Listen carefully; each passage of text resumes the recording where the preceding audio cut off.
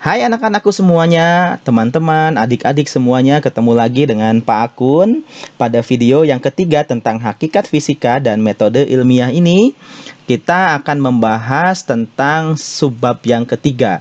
Kemarin kita sudah membahas tentang hakikat fisika, kemudian metode ilmiah, dan sekarang yang akan kita bahas adalah tentang keselamatan kerja di laboratorium.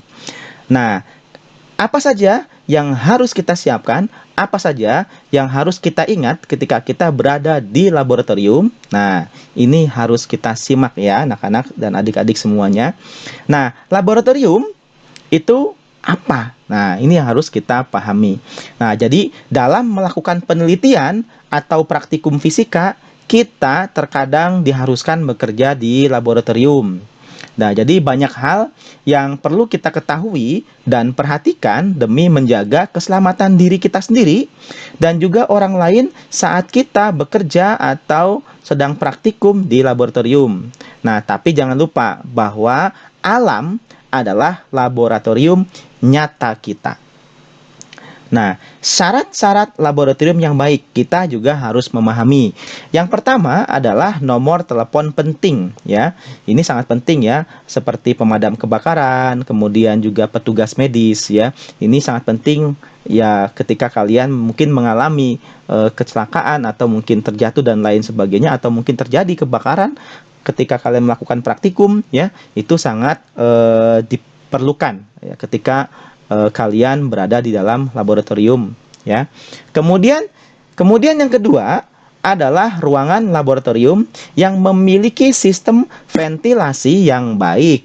Artinya sirkulasi udara itu harus bagus. Kenapa ini harus bagus? Ya, tentunya mungkin karena ada zat-zat yang mungkin beracun.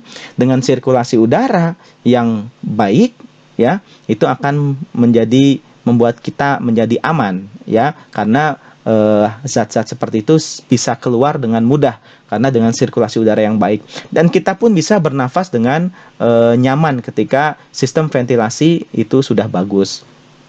Nah, yang ketiga adalah ruangan laboratorium itu harus ditata dengan rapih. Jadi termasuk penempatan bahan-bahan berbahaya itu harus jelas ya, yang berbahaya di mana, yang aman di mana. Itu semuanya harus tertata dengan rapi. Kemudian yang keempat adalah peralatan laboratorium itu harus ditata dengan rapi supaya mudah untuk dicari. Jadi selain kita bisa memisahkan antara penempatan bahan yang berbahaya dengan bahan yang aman, kita juga bisa lebih mudah untuk mencari. Mungkin siswa atau guru itu semuanya bisa mencari dengan mudah kalau ditata dengan rapi.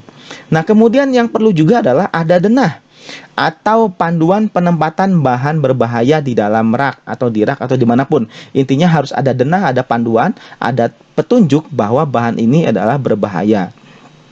Nah, kemudian dilengkapi juga yang keenam ini adalah alat keselamatan kerja ya, harus selalu tersedia dan dalam kondisi yang baik dan siap untuk digunakan. Nah, kemudian yang ketujuh, laboratorium harus memiliki jalur evakuasi yang baik jika terjadi mungkin bencana alam ataupun bencana yang lainnya gitu ya. Jadi kalau ada terjadi seperti itu, evakuasi itu bisa dengan lancar dan aman. Nah, yang kedelapan itu bahan yang berbahaya itu harus ditempatkan di rak yang khusus.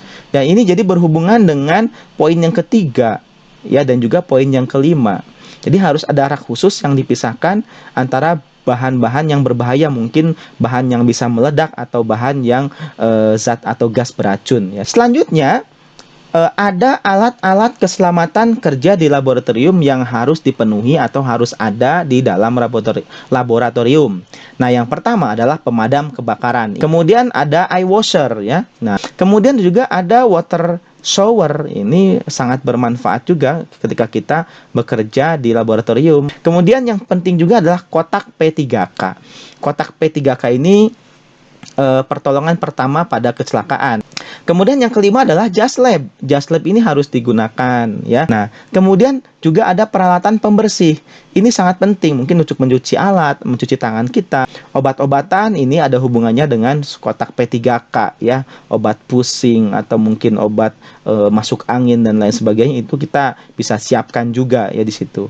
Kapas ini sangat perlu juga. Kadang-kadang mungkin ada yang terluka, keluar darah, kita bisa kasih kapas agar darahnya segera berhenti atau menutup luka. Nah, kemudian yang kesembilan adalah platter pembalut. Ini juga sangat dibutuhkan. Kemudian yang paling penting juga adalah aturan keselamatan kerja ya. Aturan keselamatan kerja ini itu harus terpampang jelas gitu ya. Tujuannya apa? Agar dibaca oleh siapapun yang ada di laboratorium itu, agar mereka memahami bahwa agar kita bekerja dengan selamat ini harus dipatuhi gitu ya. Nah, kemudian aturan umum dalam tata tertib keselamatan kerja. Ini jangan sampai lupa dan harus dipahami oleh kita semua. Yang pertama adalah dilarang mengambil atau membawa keluar alat-alat serta bahan dalam laboratorium tanpa seizin petugas laboratorium. Jadi kalau misalkan ingin meminjam barang atau membawa keluar dan sebagainya, semuanya harus ada izin dan nanti mengisi data ya. Nah, kemudian orang yang tidak berkepentingan itu jangan masuk ke lab ya. Hal ini untuk mencegah hal-hal yang tidak diinginkan gitu ya. Nah, kemudian gunakan alat dan bahan sesuai dengan petunjuk praktikum yang diberikan. Jadi mungkin kalau kita mencoba-coba ya boleh-boleh saja, tetapi kita harus bertanya dulu ya, jangan asal ya. Kenapa? Karena kalau asal ini akan bisa membuat alat di laboratorium itu menjadi rusak atau tidak berfungsi gitu ya. Nah, jangan melakukan praktikum sebelum mengetahui informasi mengenai bahaya bahan kimia, alat-alat ataupun cara pemakaiannya. Jadi nanti akan dipandu biasanya oleh petugas laboratorium atau guru yang bersangkutan ketika mengajar praktikum. Nah, bertanyalah, jangan lupa bertanya ini sesuatu hal yang harus kalian biasakan jika kalian merasa ragu dan juga tidak mengerti saat melakukan percobaan ya. Kemudian mengenali semua jenis peralatan keselamatan kerja dan letaknya di mana untuk memudahkan pertolongan saat terjadi kecelakaan kerja ya. Kemudian pakailah jas laboratorium saat bekerja di laboratorium. Harus mengetahui cara pemakaian alat darurat seperti pemadam kebakaran atau APAR ya. Kemudian bagaimana menggunakan eye shower, kemudian juga respirator dan juga alat keselamatan kerja lainnya itu tolong harus dipahami. Kalau tidak tahu kita harus bertanya. Nah, yang kesembilan, jika terjadi kerusakan atau kecelakaan sebaiknya segera melaporkan ke petugas. Jangan diam-diam saja ketika kalian mungkin tidak sengaja menjatuhkan barang atau merusak alat. Itu sampaikan ya, karena fisika itu melatih kita untuk jujur ya. Nah, berhati-hatilah bila bekerja dengan asam kuat atau reagen korosif ya, reagen-reagen yang volatil, yang mudah terbakar. Itu tolong harus berhati-hati, harus cermat kita. Nah, kemudian yang ke-11 adalah setiap pekerja di laboratorium harus mengetahui cara memberikan pertolongan pertama pada kecelakaan. Dan jangan lupa ini, buanglah sampah pada tempatnya. Jangan membuang sampah sembarangan di dalam laboratorium ya, buanglah sampah di tempat sampah yang sudah disediakan. Nah, usahakan untuk tidak sendirian di ruang laboratorium supaya bila terjadi kecelakaan atau sesuatu dapat dibantu dengan segera ya oleh teman kita atau oleh guru. Nah, kemudian yang ke-14 adalah jangan bermain-main di dalam laboratorium ya. Nah, kenapa? Ya, laboratorium itu adalah tempat untuk bekerja ya, untuk belajar, bukan untuk tempat bermain-main, berlari-lari, iseng menjahili teman, itu tolong untuk tidak dilakukan.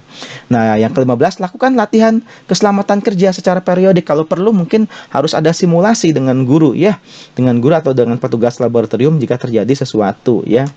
Nah, kemudian apalagi ini ya, apalagi anak-anak SMA, dilarang merokok, makan, minum di laboratorium ya, apalagi merokok ini. Wah, tidak boleh ya.